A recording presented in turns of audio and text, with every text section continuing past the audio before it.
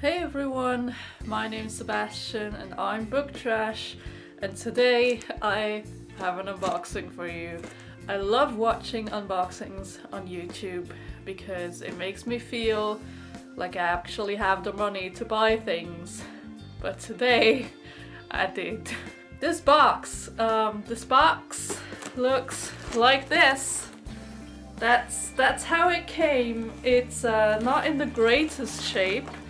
I got this box from awesomebooks.com, which is a UK-based secondhand bookseller, I guess. They do free UK shipping and international shipping, like from the UK to Switzerland was only like $3. So, I mean, what do you expect? Anyway, I'm just gonna open this up. By the way, this is not sponsored, but I will put the link to their website in the description. If this turns out to be terrible, hey, that's on you, Awesome Books. Alright, so I got 18 books for a total of about $50, I believe. So that's like less than $2.50 a book, and there's hardcovers in here too. So, okay, there's okay. Well, there is some tissue paper in here, which is good, I guess. So the first thing I have in here is My Heart and Other Black Holes by Jasmine Warga. This is actually really good condition. I'm surprised because I see one here that is questionable already.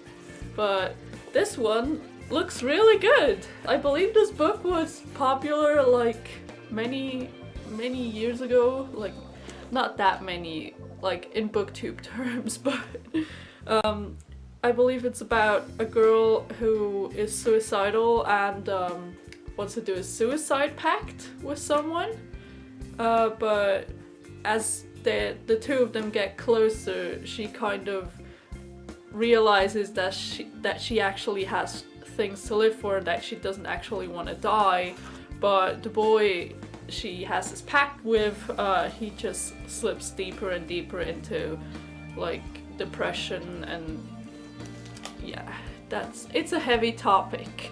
Maybe not the best book to start off with this unboxing, but it was the first that popped out. So the next thing I have here is Holding Up the Universe by Jennifer Niven. And I bought this because I liked All the Bright Places by Jennifer Niven. I'll see if I like this one too. Then here's the one I said looked a bit questionable. It's History of Wolves by Emily Fridlund. As you can see, this jacket is very torn up, but like it's only at the top here. Well, a little bit at the bottom, but that's fine. That's fine. I can fix that. I'm not really in the middle here, am I?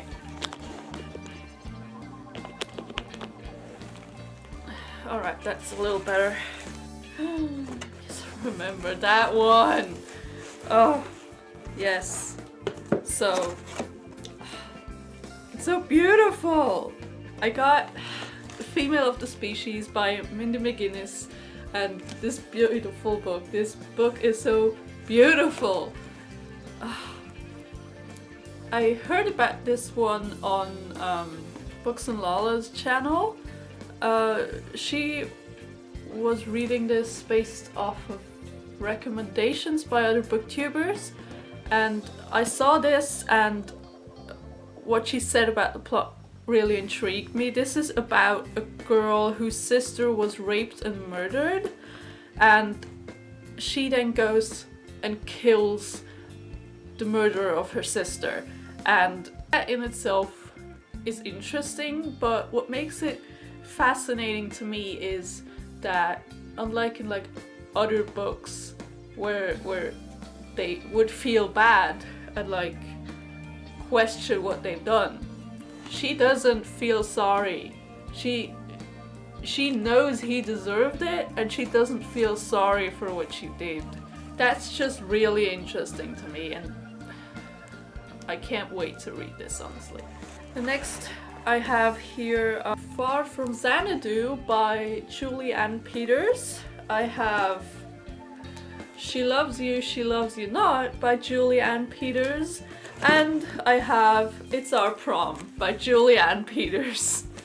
I discovered this author who exclusively writes lesbian romance, and I'm here for it, honestly. These were all really cheap, like $3 at maximum for a hardcover that's like in really good conditions. These are library copies, but I've removed library bindings on books before and it turned out just fine. So I will do that with these. Oh my god, I forgot I ordered this. Oh my god. This was like $2.99 or something. And it's Dan and Phil Go Outside. Oh my god. I've had this on my Amazon wishlist since it came out. I have like The Amazing Book Is Not on Fire, and I bought that full price. I didn't want to buy this full price because they're kind of a bit pricey, but I found this for like $2.99, and it's like a bit beat up. The corner over here is a bit not so nice, but honestly for $2.99, that's amazing. Oh, this here is Dusk or Dark or Dawn or Day by Shauna Maguire, and this is my first Shauna Maguire book. I wanted to get into the Wayward Children series because I heard it's super good, but I couldn't find that series used on Awesome Books. But I found this, and I've also heard good things about this one, so I got this one. It's like in really good condition, and the cover feels like velvet. It feels so weird, but it's so cool. So this is about a girl whose sister died and she blamed herself, and then she herself died and she blamed herself for that too. So I assume she committed suicide. Man, there's just a lot of death in these books, which I did not notice. But she is a ghost now, I believe, and there's something happening with the ghost of New York. That's all I know about this book. It's about ghosts. Next up we have Spellbook of the Lost and Found by Moreira Foley-Doyle. This is, I believe, also an LGBT book. I've heard there's female romance in here, which is very nice. This is fantasy. Is it urban fantasy? I don't know exactly, but it has witches. I really don't know that much about all these books. I just know some of them are gay, and that's why I want to read them. Then we have The Color Purple by Alice Walker. This is a classic, I believe. How many times can I say I believe in this video? And this is also female romance, and I believe it's quite heavy, a quite heavy book. It's just so interesting to me that this is from the 80s and it's a female romance, so like maybe it's not technically a romance, but it has female representation in it. Then next I have a few books by Tabitha Suzuma. First off we have From Where I Stand. This is about a boy whose mom was murdered, and he then teams up with his classmate to track down her killer. Apparently their plan goes wrong. Don't know how, but gonna find out. Next one is Without Looking Back by Tabitha Suzuma. This one is about a boy named Lewis and his little brother who go on a sudden vacation with their dad, but their dad won't let them call home, and he's being secretive and all of these things. And then one day Lewis stumbles across a missing person poster with his face on it because his dad actually kidnapped him and his brother. And if that doesn't sound intriguing to you, I don't know what will. Then we have a series. This is A Note of Madness and A Voice in the Distance. This is about Flynn. He's a gifted pianist, but he also struggles from the pressure that's put on him, and I believe he's contemplating suicide also. So yeah, also a very dark book.